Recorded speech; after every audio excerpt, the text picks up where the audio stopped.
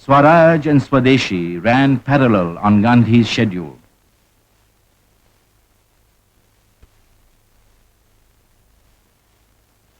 On July 31st, he inaugurated the campaign for the boycott of foreign cloth by kindling an immense bonfire in Bombay, not out of racial hatred, but as a sign of India's determination to break with the past. To Gandhi, the outward fire was a symbol of the inner fire, which would burn up all weaknesses of the head and the heart. In burning my foreign clothes, I burn my shame, said he. It would be wrong to give this material to the poor, for the poor too have a sense of honor.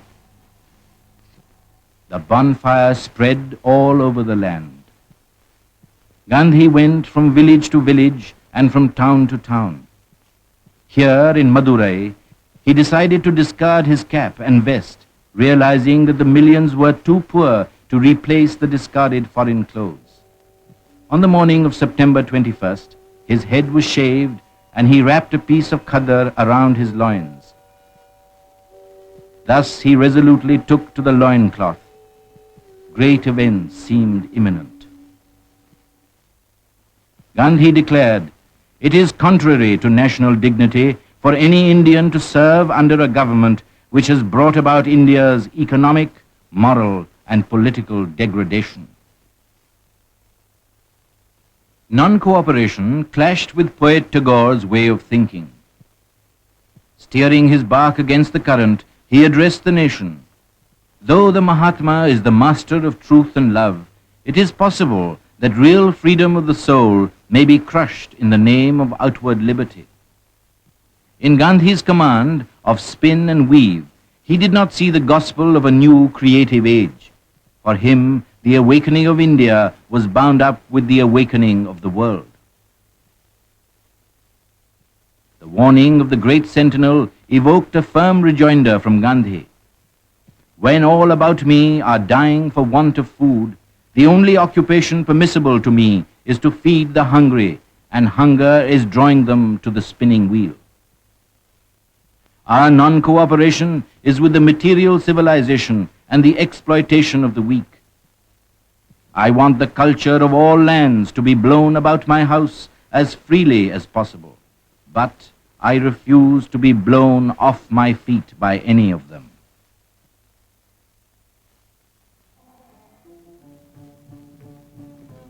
The revolution seemed to be smoldering everywhere, ready to burst into flames when the Indian National Congress met at Ahmedabad in December 1921.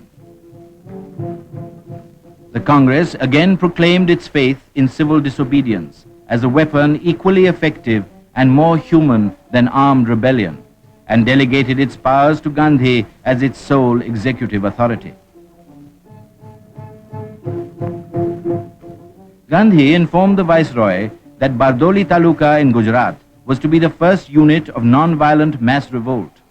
But on February 5, 1922, on the outbreak of violence at Chauri Chaura in the district of Gorakhpur, taking the sins of the people upon himself, Gandhi made a confession. God spoke clearly through Chauri Chaura. Mob violence, even in answer to grave provocation, is a bad augury. He suspended the intended mass civil disobedience in Bardoli and imposed on himself a 5-day fast as a penance.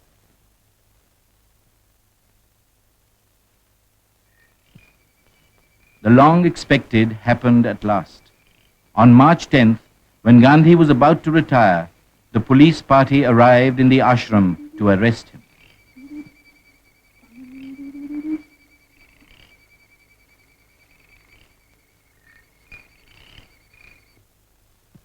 Feeling happy and gratified at his arrest, he equipped himself with his barest necessities.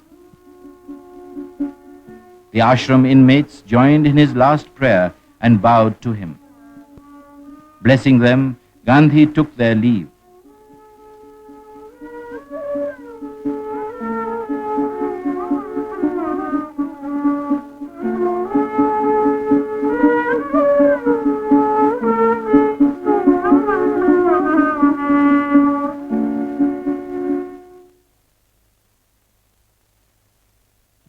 At noon, March 18th, the great trial began at Circuit House, Ahmedabad.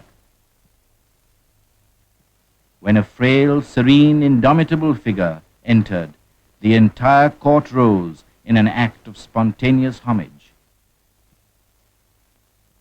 Gandhi was indicted on 3 seditious articles published in Young India.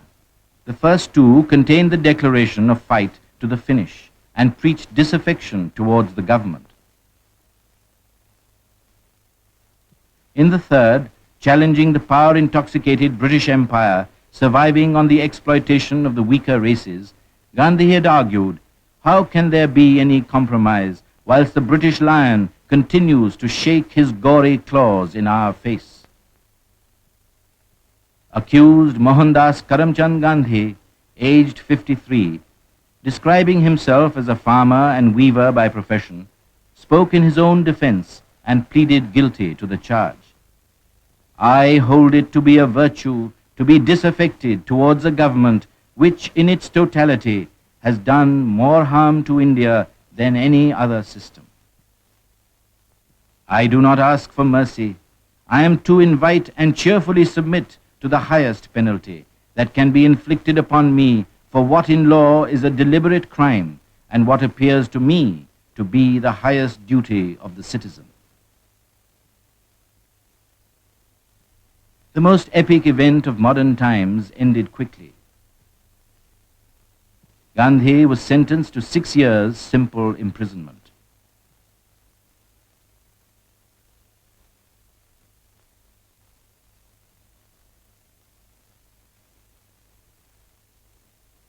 The embodied symbol of the Indian nation disappeared as the gates closed behind him.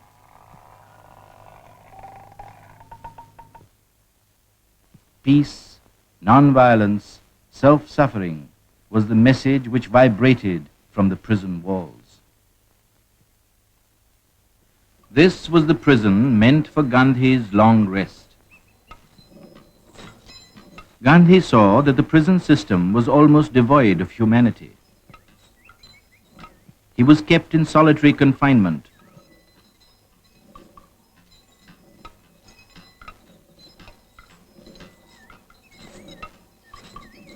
The jail manual was applied to him rigorously. He was subjected to search daily before lockup. His resistance as a satyagrahi ceased and obedience was resumed as a prisoner, though he respectfully declined to be humiliated.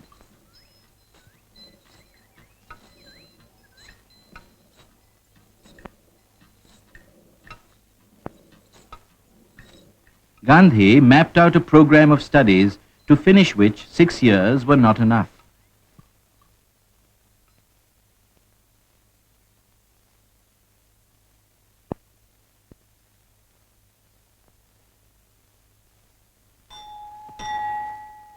He accounted for every minute of his time. His day dawned with a prayer. At 6, he began his work. Spinning, which became an inner need with him, occupied him for 3 hours. While turning the spinning wheel, his attention was fixed on a single point.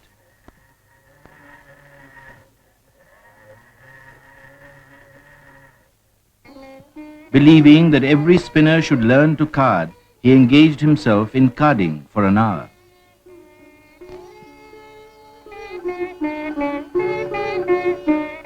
Six hours he devoted to literary efforts, sitting down to his books with the delight of a young man. He read extensively on religion and literature.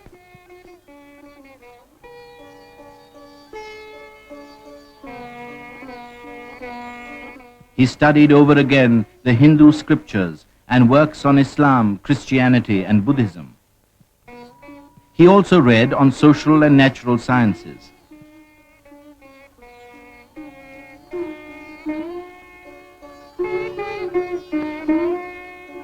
History for him had a special spiritual significance, for he believed that truth transcends history.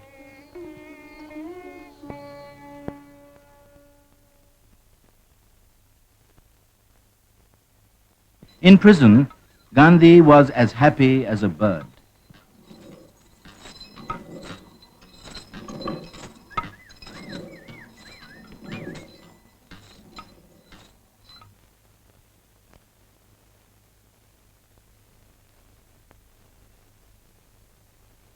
Gandhi's spirit animated the free world. Romain Rolland observed in his biography of Gandhi, "This is the man who stirred 300 million people to revolt, who has introduced into human politics the strongest religious impetus of the last 2,000 years." The walls were no barriers to his thought. He wrote a primer for children, which stressed the importance of a clean body and a composed mind, of prayer, spinning, and nature study, hoping that the mother in India would in future be her child's teacher.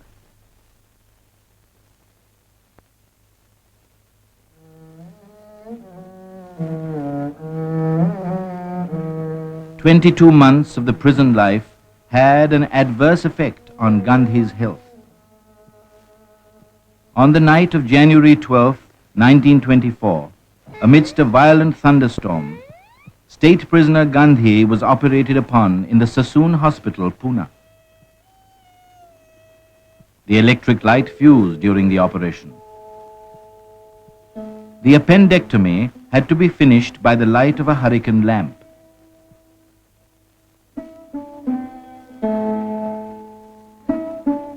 Gandhi thanked his surgeon, Colonel Maddock, profusely, and they became warm friends. The prisoner under guard began picking up unexpectedly fast. On February 4th, the government remitted the unexpired portion of Gandhi's sentence and released him unconditionally. His reaction was, "My release has brought me no relief."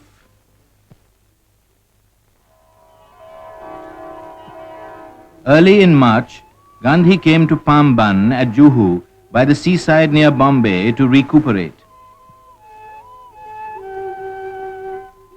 He enjoyed the beauty of the landscape and recovered slowly.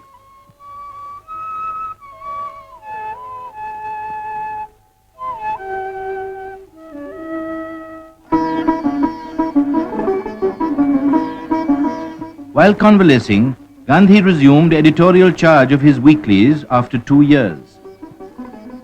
"I had hoped for release by an act of a Swaraj parliament," he wrote, "but that was not to be. We have yet to attain freedom. I have no new program. My faith in the old is just as bright as ever." It soon became obvious to Gandhi that the only question before the country was that of Hindu-Muslim unity, which was both necessary and natural. The triumph of communalism over national interest weighed heavily on his body and mind.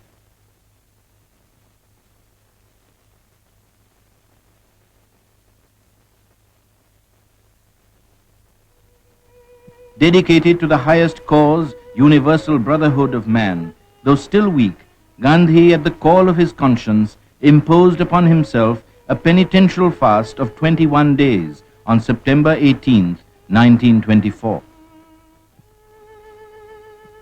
The attention of the nation was focused on Maulana Muhammad Ali's house in Delhi, for the stake was one man's life and the price the nation's freedom. Gandhi appealed to end the quarrel, which was a disgrace to religion and humanity. Faith in oneself is faith in God. If we have that faith, we shall cease to fear one another.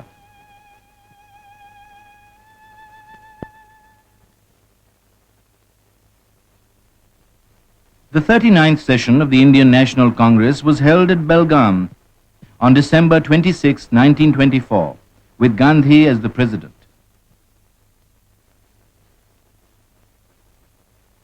He induced the Congress to accept the spinning franchise, making labor in the form of a contribution of self-spun yarn as an alternative to 4-anna membership. His concluding remarks were, "Satyagraha is search for truth. Like Swaraj, it is our birthright." Throughout 1925, Gandhi traveled ceaselessly to be morally prepared for future political opportunities. Fiery and passionate words flowed from him. "Our ability to reach unity in diversity will be beauty and the test of our civilization. My Swaraj takes note of the weakest of the weak. It will come not by the acquisition of authority by a few, but by the acquisition by all of the capacity to resist authority when it is abused. Gandhi regarded untouchability as a fiendish sin. Anything that is prejudicial to the welfare of the nation is untouchable, but no human being can be so.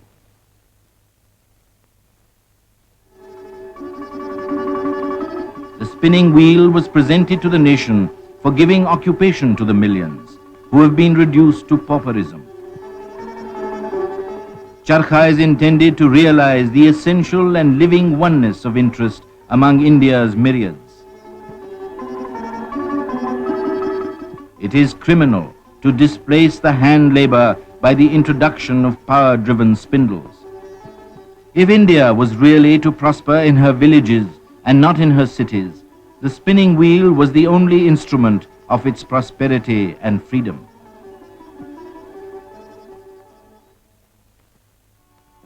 At the news of the sudden death of Deshbandhu Chittaranjan Das, Gandhi almost broke down.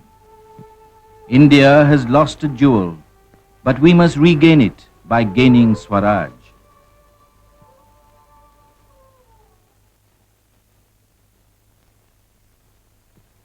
On the expiry of his presidential term, Gandhi took a vow of a year's political silence and immobility, for he believed that silence was the language of cosmic adoration.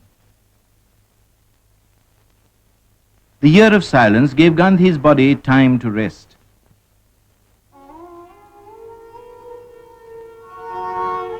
He devoted more time to the inmates of his ashram and kept in touch with the people through his journals, trying to awaken and strengthen the nation from within by advocating social reforms.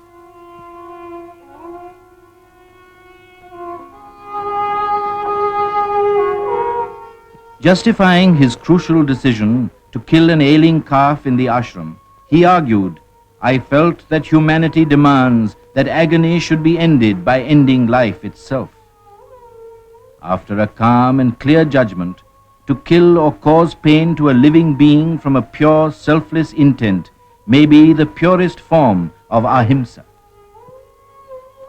To cause pain or wish ill to take life of any living being out of anger or selfish intent is himsa.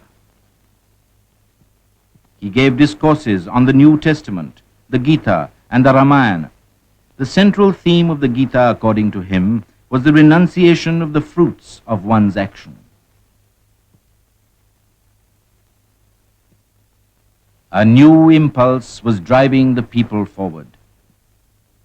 The peasants of the Bardoli Taluka in Gujarat, who were lifted into a mood of sacrifice by the spark of Gandhiism, launched a struggle against the oppressive increase of revenue under the guidance of Vithalbhai Patel, spontaneously called Sardar, the leader. Hundreds were arrested and driven off their farms. Their property was attached and confiscated.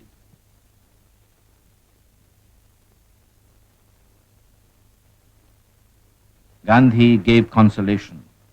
Those who have stout hearts and hands need never fear loss of belongings.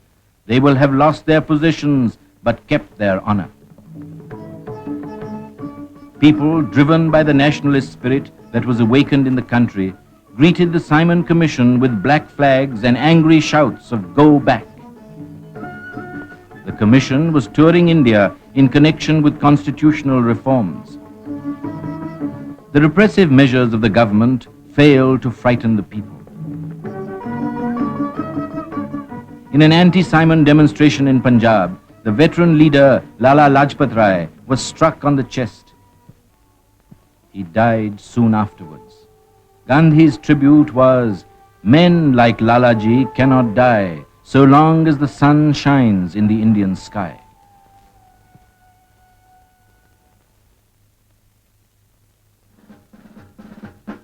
The Calcutta Congress was held in December 1928 under the presidentship of Motilal Nehru.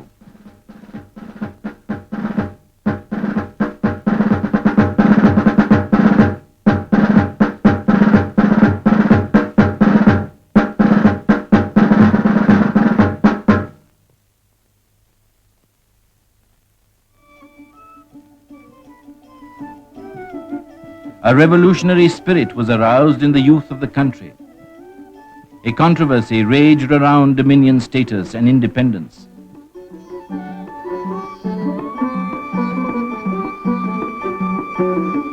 Representing the younger generation, Jawaharlal Nehru and Subhash Chandra Bose opposed the all-parties report supporting dominion status. Effecting a compromise, Gandhi moved a resolution that gave a year's grace to the government for granting dominion status and warned, in the event of its non-acceptance by December 31st, 1929, the Congress will declare complete independence as its goal. Political tension was mounting. A rude awakening came on April 8th when Bhagat Singh and Batukeshwar Dutt dropped 2 bombs in the Central Assembly as a protest on behalf of those who had no other means left to give expression to their heart-rending agony. Deploring the incident, Gandhi appealed to the people to pursue non-violence with redoubled vigor.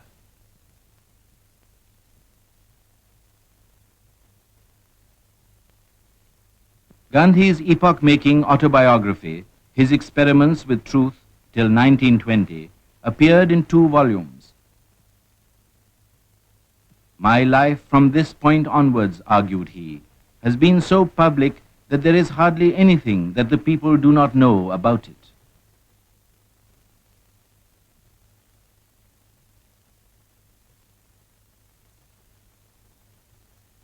Gandhi hailed the young president-elect of the Congress. Jawaharlal is pure as the crystal. He is truthful beyond suspicion. He has, by his bravery, determination, application, integrity and grit, captivated the imagination of the youth of the land. The nation is safe in his hands. The year of grace was coming to an end. The 45th session of the Indian National Congress met on the banks of the Ravi on the outskirts of Lahore. Motilal Nehru handed over charge of the Congress presidentship to Jawaharlal. Son followed father and declared himself a socialist and a republican. Independence for him meant complete freedom from British domination and British imperialism. The overflowing enthusiasm was for a symbol and an ideal. The atmosphere was surcharged with the gravity of the occasion. At the stroke of midnight on December 31st, 1929, as the old year yielded place to the new, Gandhi's historic resolution on independence and the action to be taken was passed.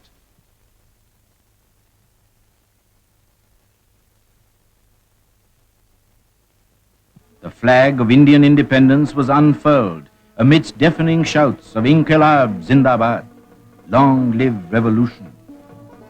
India's cry for independence resounded all over the world. To give a start to the campaign, January 26, 1930 was observed as Independence Day. The vast multitudes all over the country solemnly pledged, "We believe that it is the inalienable right of the Indian people, as of any other people, to have freedom. We hold it to be a crime against man and God to submit any longer to a rule that has caused disaster to our country."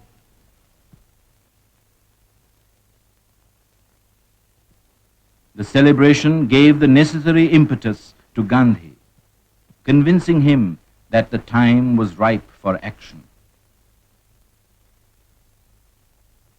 He published an 11-point manifesto stressing that total prohibition, reduction of the land revenue and the military expenditure, and the abolition of the salt tax were the vital needs of the people. Next to air and water, salt is perhaps the greatest necessity of life, wrote Gandhi. In a letter to the Viceroy, he announced his intention, "If my letter makes no appeal to your heart, on the 11th day of this month, I shall proceed to disregard the provisions of the salt law. As the independence movement is essentially for the poorest in the land, the beginning will be made with this evil. On receiving a no from the Viceroy, Gandhi exclaimed, "On bended knees I asked for bread, and I received stone instead."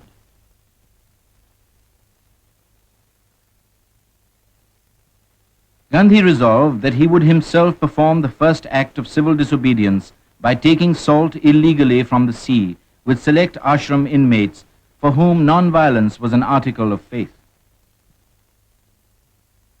India was preparing to vindicate its right to freedom.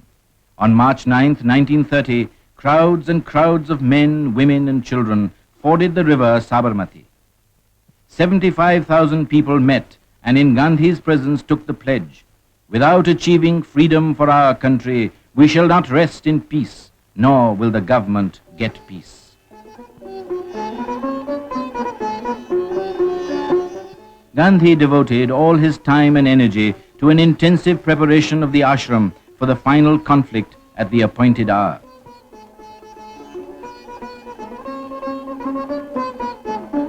Everyone was on the tiptoe of expectation.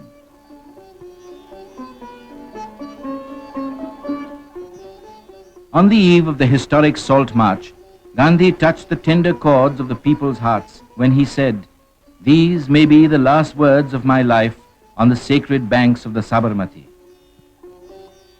We have resolved to utilize all our resources in the pursuit of an exclusively non-violent struggle. Women can stand shoulder to shoulder with men in this movement." Hoping that the stream of civil resistors would flow unbroken, he gave instruction, "After I have broken the law wherever possible, civil disobedience of salt laws should be started by manufacturing, purchasing, and selling contraband salt.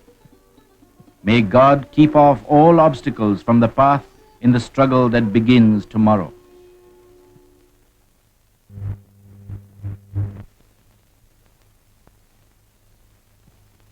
On March 12th, with the coming of daylight, India's soul was awake.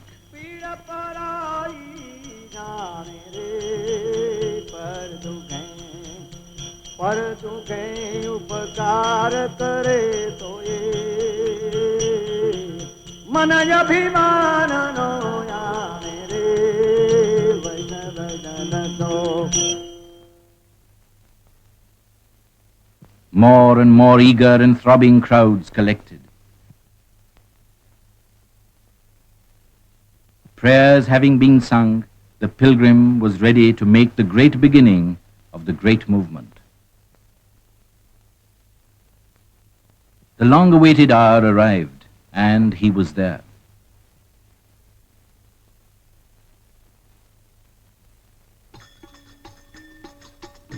The great march for liberty began. Gandhi started on his 241-mile-long trek from the ashram to Dandi, a village on the sea coast, along with his chosen band of 78 ashram inmates, symbols of the national determination with a strong resolve and undaunted look. As the epic march began, multitudes thundered out their welcome to the revolution and expressed their will to do and die through the cries of Inqilab Zindabad. 61-year-old Gandhi, with his undying faith in the justice of the cause he was pursuing and in the success of the great campaign he had embarked upon, marched at the head of the procession with quick and unfaltering steps. The pilgrim marches onward on his long trek through the seas of humanity to the appointed place where India is first coming to grips with the great British Empire, observed Jawaharlal Nehru. Staff in hand, he goes along the dusty roads of Gujarat, clear-eyed and firm of step, with his faithful band trudging along behind him.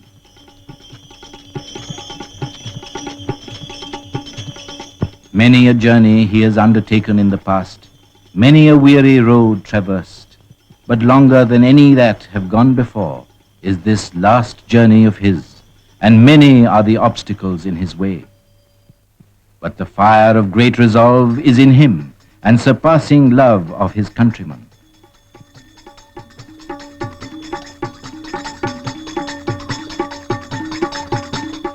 None that passes him can escape the spell, and men of common clay feel the spark of life. It is a long journey, for the goal is the independence of India and the ending of the exploitation of her millions.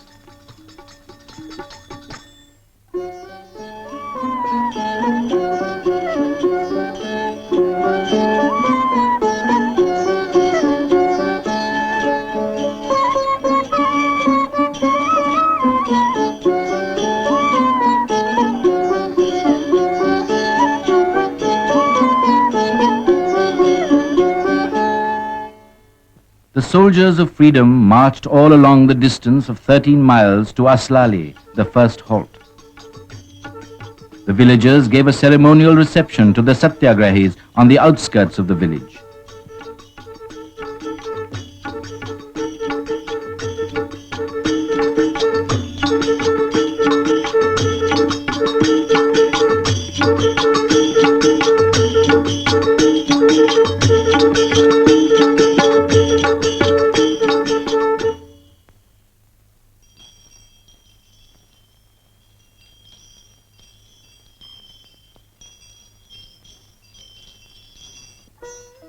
After the day's march through heat and dust, Gandhi and his followers entered the village Dharamshala for the night's rest.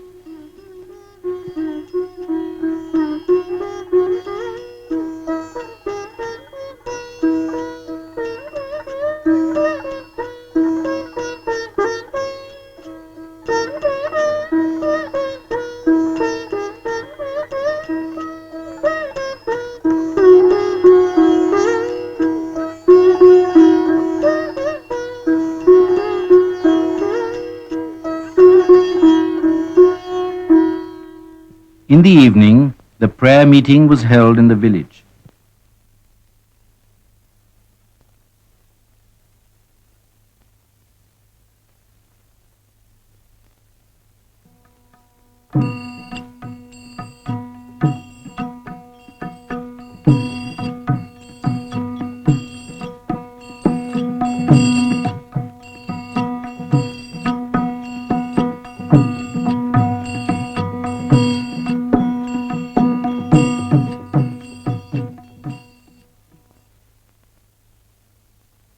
Gandhi explained his mission.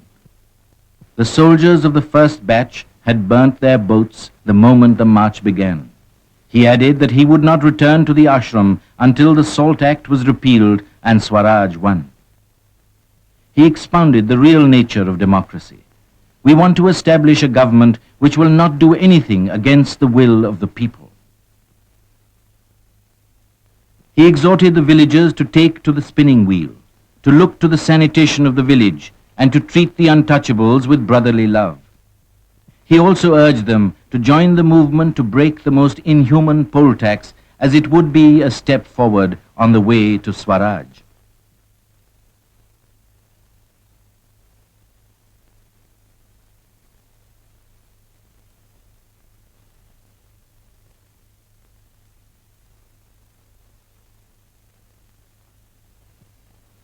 Next morning, the people of Aslali saw Gandhi stride away with his pilgrim band to the next stage in the journey to the sea.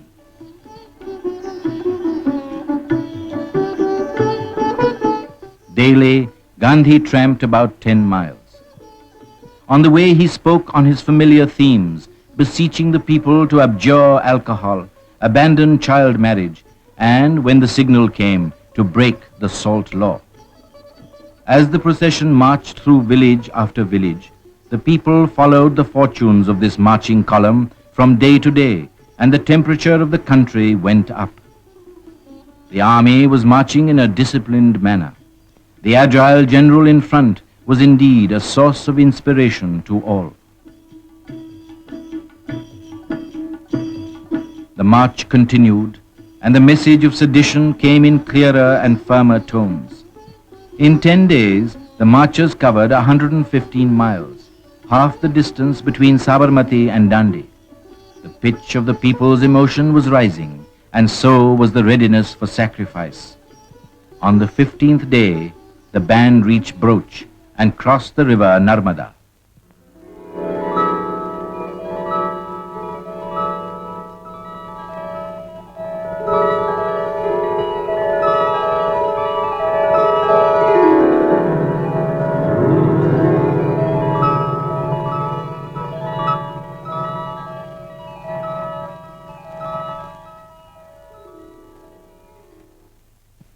April came. Gandhi drew near to the sea, and the country waited for the word to begin civil disobedience.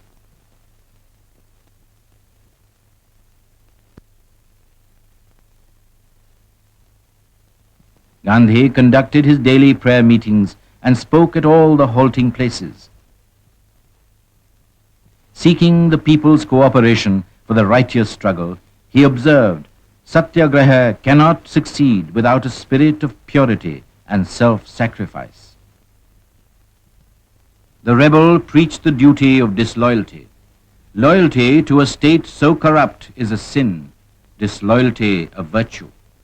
In the area traversed, several village headmen threw up their government jobs. Gandhi admonished his hosts for being lavish and extravagant in welcoming the marchers. In your hospitality towards servants like us, you will have to be miserly rather than lavish.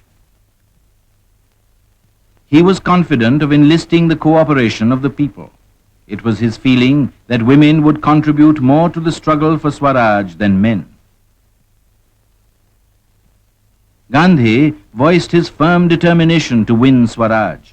Either I shall return with what I want, or my dead body will float in the ocean.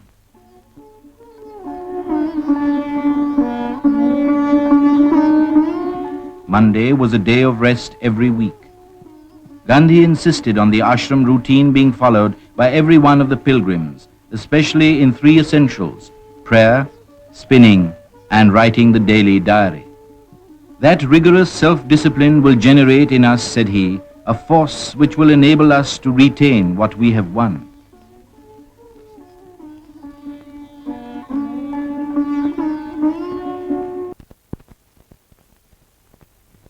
Truth was once again on the march.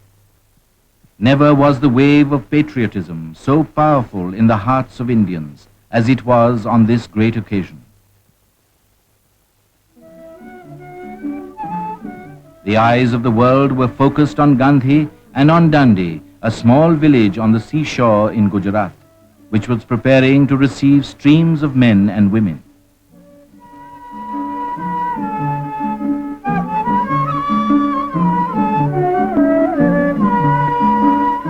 Dandi, the destination of the great march, was in sight.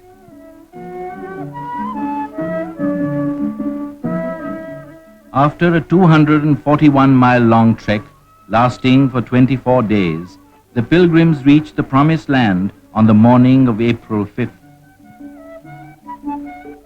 Sarojini Naidu received Gandhi and his followers on the outskirts of the village. On reaching Dandi, Gandhi felt greatly relieved. God be thanked for what may be termed the happy ending of the first stage in this, for me at least, the final struggle for freedom. Gandhi arrived at his seaside resort for rest.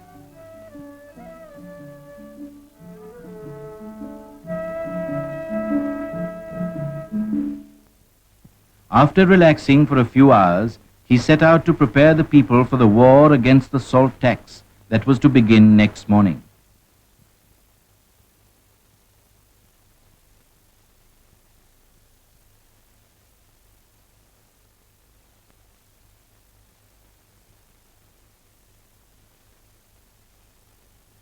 Addressing the eager crowds gathered under the banyan tree, Gandhi reaffirmed his decision to break the salt law.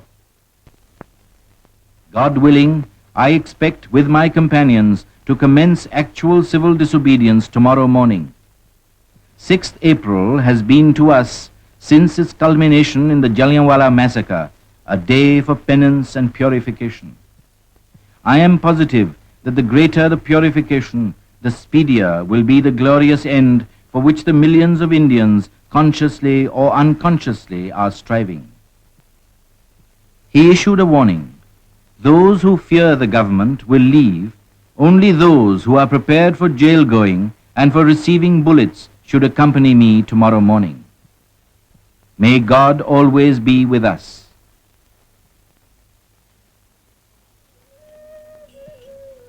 On April 6th, the first day of the National Week, Gandhi's morning prayer was more than usually solemn.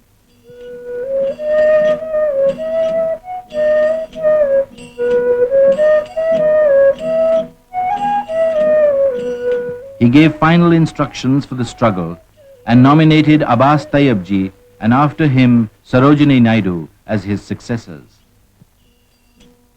Soon after, Gandhi with his satyagrahis proceeded for a bath in the sea before launching the struggle amidst deafening cries of Mahatma Gandhi ki jai.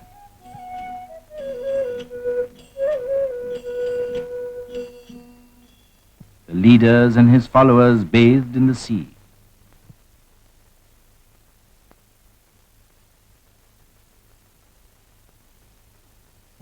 After the dip into the sea, walking at a slow pace in solemnity, Gandhi picked up a lump of natural salt on the seashore, and the nefarious monopoly was broken.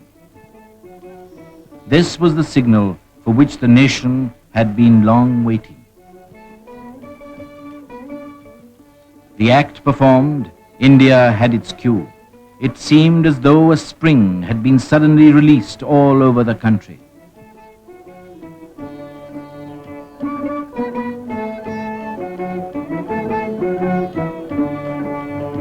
The agitation and disobedience spread to the far-flung regions. India was seething in revolt.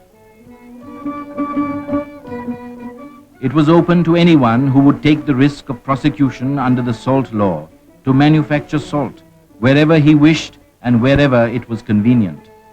The main thing was to commit a breach of the obnoxious law. The program impressed the multitude and made them act in an organized way. In town and villages, everywhere within reach of the sea, salt manufacture was the action of the day. Due to the abounding enthusiasm of the people, this program spread like a prairie fire. Most striking was the part of women in the national struggle. In the hour of trial, they came out in large numbers from the seclusion of their homes and threw themselves into the struggle. Gandhi observed, in this non-violent warfare, women's contribution should be much greater than men's. To call women the weaker sex is a libel. It is man's injustice to women.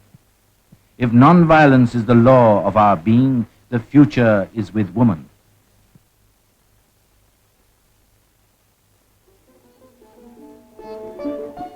Many curious expedients were adopted to produce salt.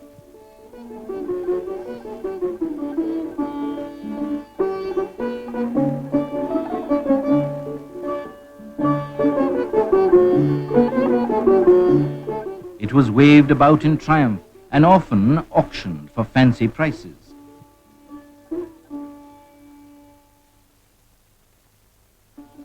Nowhere had a law been more peacefully and yet more defiantly disobeyed. All honor to the people who were fighting this unequal battle with bravery and a firm determination to go through the brutalities and tortures perpetrated on them. There were numerous prosecutions, more numerous arrests, far more numerous detentions, forcible seizures of salt, and brutal and savage assaults on the people. And yet, there was unbreakable peace everywhere, and greater determination to prosecute the campaign. The war against the salt tax continued.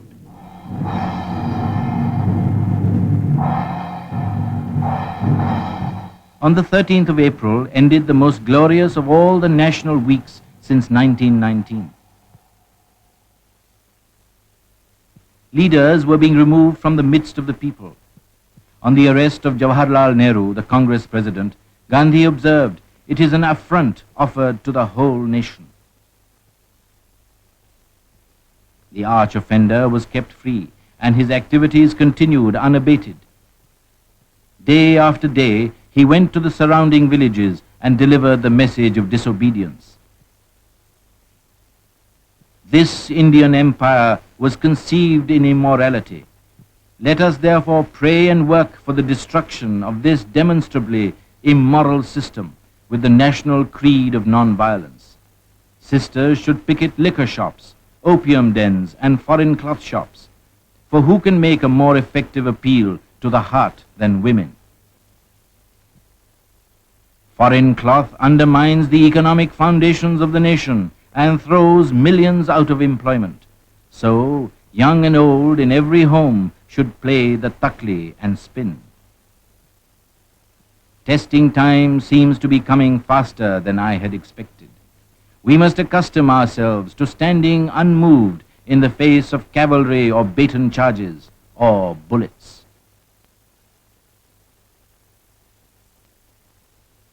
Gandhi sounded a warning to the black regime.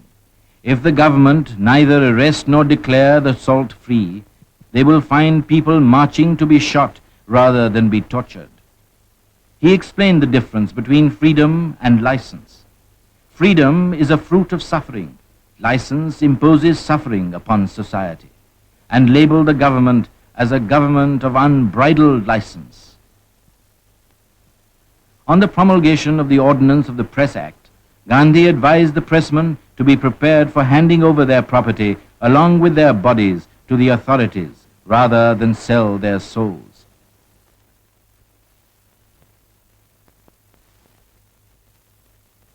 In a mango grove at Karadi, a village near Dandi, Gandhi set up his camp. He sensed that the time had come for greater acts of rebellion. In a draft letter to the Viceroy, he announced his intention to raid the Dharasana salt depot. It would be cowardly on my part not to invite you to disclose to the full the leonine paws of authority and to give the victims an opportunity for greater and greater suffering. Success is the certain result of suffering of the extremist character, voluntarily undergone.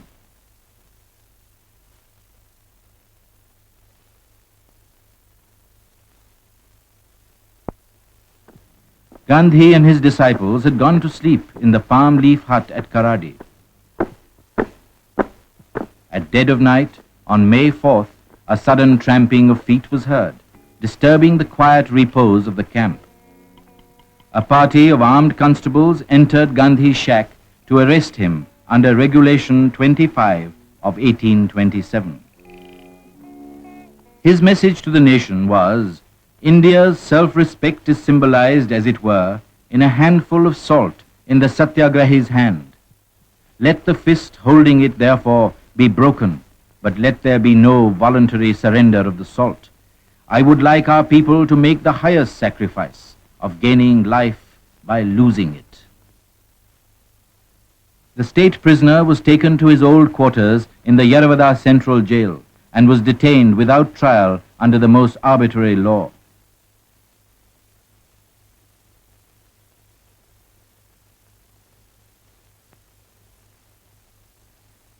Men, women, and children of all communities and classes in India joined together and proclaimed their determination to win liberty or to die. India waged a relentless struggle, facing hardship cheerfully on the path of high purpose and noble endeavor. It was in this readiness to suffer that the moral power of this movement resided. Massive raids on salt pans and depots were organized. True soldiers of India, without care of fame or reward, labored unceasingly and peacefully. Civil disobedience everywhere was answered with firing and barbarous lathi charges. Those struck down fell sprawling. Government measures became more and more intense and brutal. The non-violent satyagrahis showed marvelous endurance and discipline. Thousands courted imprisonment and suffered all manner of privations. Here was India being governed forcibly under an absolute dictatorship. The bureaucracy were for more and more ruthless measures. Every kind of civil liberty was suppressed. With various repressive ordinances following each other in quick succession, grew the opportunities of breaking them. Presses were seized and news bulletins appeared in cyclostyle to break the law of sedition.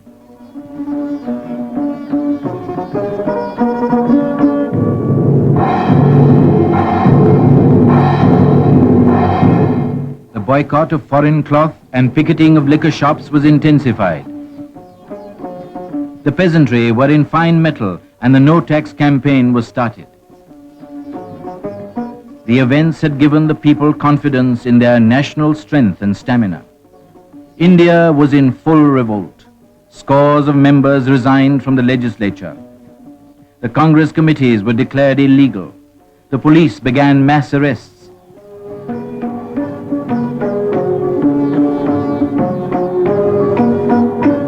The leadership of the campaign passed from one person to another in quick succession. India became a vast prison house, and yet the government failed to bend the people. Hundreds laid down their lives at the altar of freedom. It was a grueling battle, and it went on for months.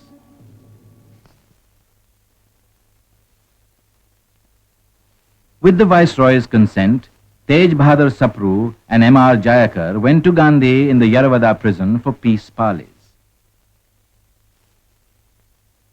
On Gandhi saying that the Congress President Jawaharlal Nehru's must be the final voice, the Nehrus, Motilal and Jawaharlal were brought to Yaravada from the Naini prison to confer with him. After discussion with the negotiators, the Congress leaders declared that an unbridgeable gulf separated them from the British position. They maintained that the wonderful mass response to the movement was its own justification and laid down the minimum conditions for its withdrawal. The document stressed the right of India to secede from the empire.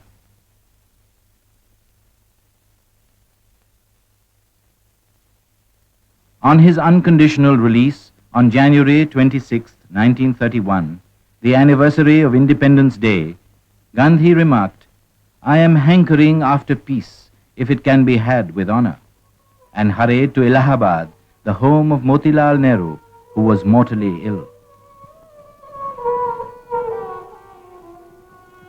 Motilal Nehru passed away on February 6th. With mingled pride and grief, Gandhi paid his tribute. The pyre is being dedicated at the altar of the nation.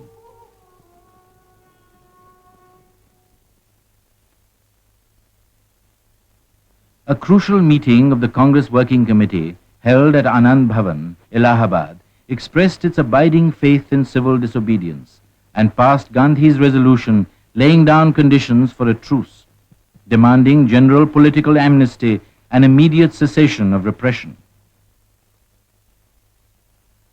Always willing to go out of his way to meet the opponents and seeking to break the barriers of anger and distrust, Gandhi decided to leave no stone unturned to attain peace and undertook to negotiate with the Viceroy.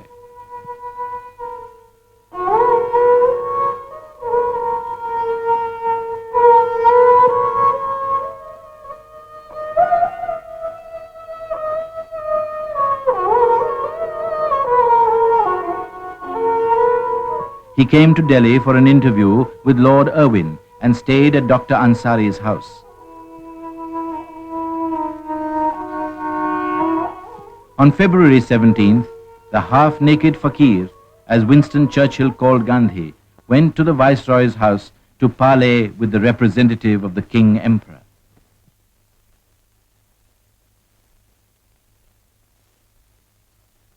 As the talks progressed, Gandhi soon summoned the members of the Congress Working Committee for consultation.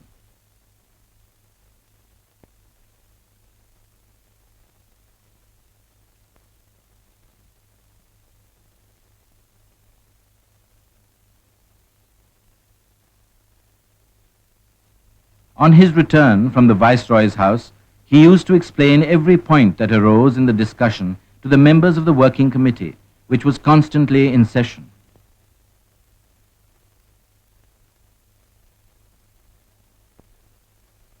Gandhi was fully occupied. He met many people and talked on different matters.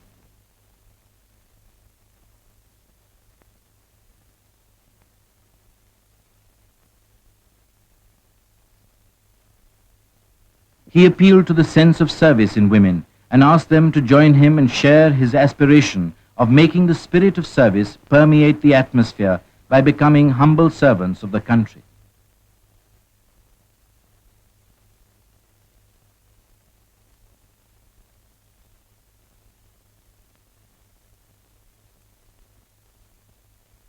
While the Gandhi-Irwin talks were suspended for a few days, Gandhi addressed a huge gathering in the Queen's Garden. I may say this much, that these talks have been conducted in a most friendly manner and with much sweetness. What will be the result, I cannot say. The result is in the hands of God. It is His will that will prevail. The people's duty is to continue to do what India expects of them.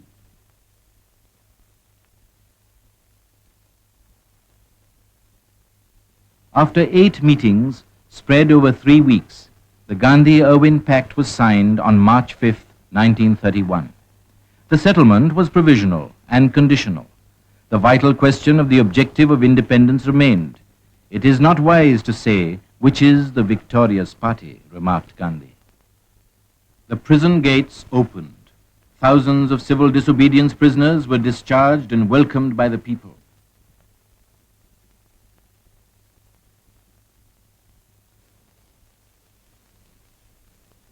On Gandhi's first entry into the city of Ahmedabad, after the historic march to Dandi 12 months ago, people were drawn to him as towards a magnet. They waited for hours on the river sands to hear one who was the quintessence of their conscious and subconscious will.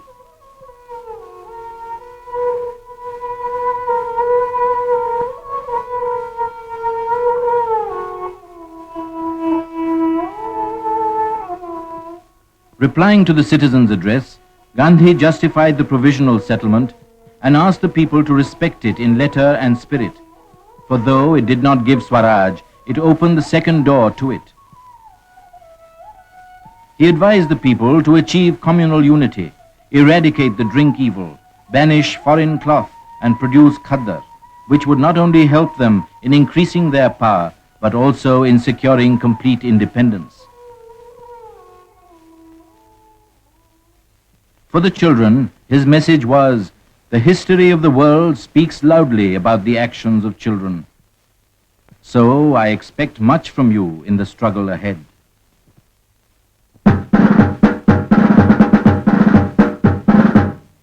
At the volunteers' rally in Bombay, Jawaharlal Nehru, the Congress president, after paying a tribute to the brave comrades, reaffirmed, it is truce, not peace.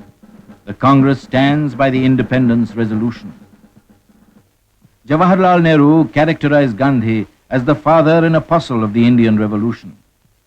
The Congress president said, by the sheer force of his personality and intense patriotism, he has always commanded our obedience.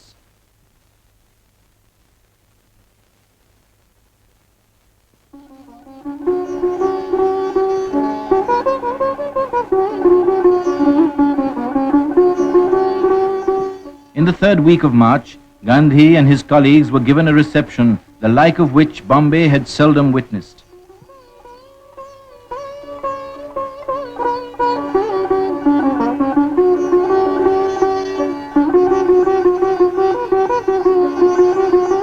Jawaharlal Nehru exhorted the citizens to keep up the spirit of the independence pledge and assured them, our ideal is unchanged. Gandhi stressed the importance of compromise. A new age has now begun. For full 12 months, we have developed a war mentality. Now we have to sing a completely different tune. The Satyagrahi, while he is ready to fight, must be equally eager for peace. The essential condition of compromise is that there should be nothing humiliating and nothing panicky about it. He declared that he did not conceive of any Swaraj in which the workers and the peasants had no hand in the administration of the state.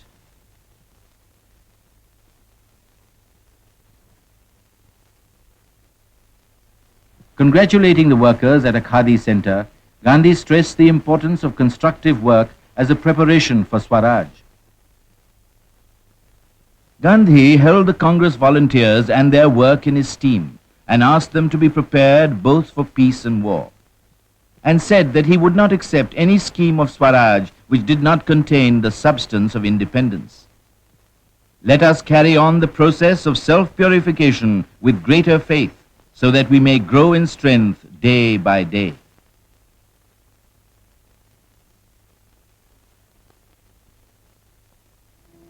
Despite Gandhi's desperate pleading, Bhagat Singh, Rajguru and Sukhdev were executed on the eve of the Karachi Congress. Gandhi felt that the execution of the three patriots had increased the nation's power to win freedom. The Karachi Congress, convened under the shadow of Bhagat Singh's execution, truly represented the temper of the country at the moment. As Gandhi arrived, the demonstrators greeted him with black flags and shouts of "Down with Gandhiism" and "Long live Bhagat Singh." Gandhi received them sweetly and smilingly accepted the black flowers, and their indignation completely subsided.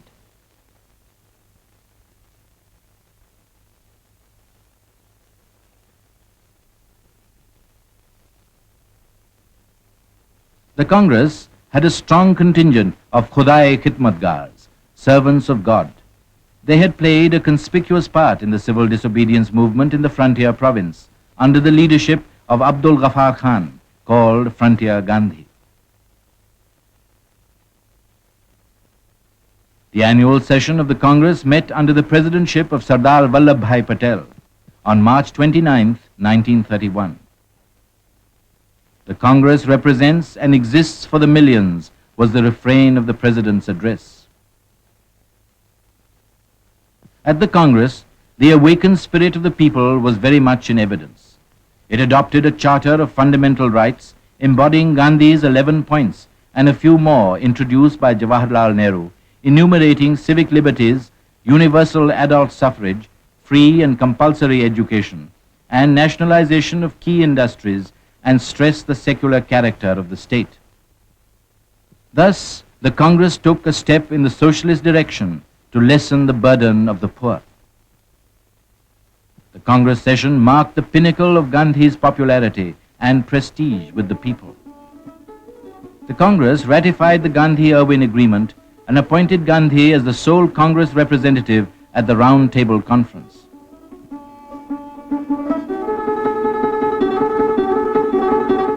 Gandhi said that his death could not kill Gandhiism, which was the cult of non-violence and love, and appealed to young men to come out and embrace his creed.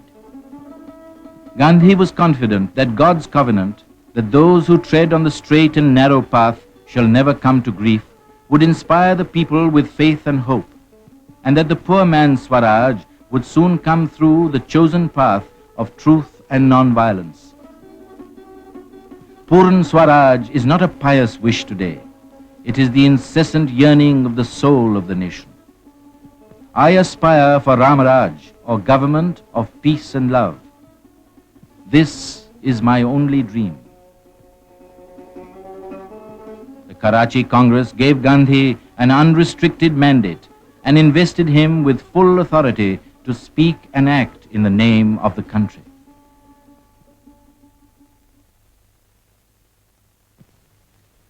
Gandhi had awakened the nation from the slumber of centuries and endowed it with the courage and determination to be free. The colors of the national flag were changed at Gandhi's instance. White, green, and red were replaced by saffron, standing for courage and sacrifice, white for truth and peace, green for faith and strength. The spinning wheel represented the hope of the masses.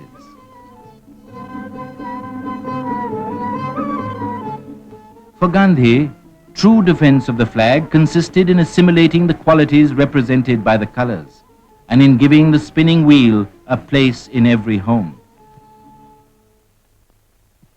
He explained, "We have nearly 700,000 villages, a large number of which are living in a condition of semi-starvation. And they do so because they have no employment for nearly 6 months in the year. That being the case, it is necessary to find some supplementary occupation. Such an occupation is hand spinning."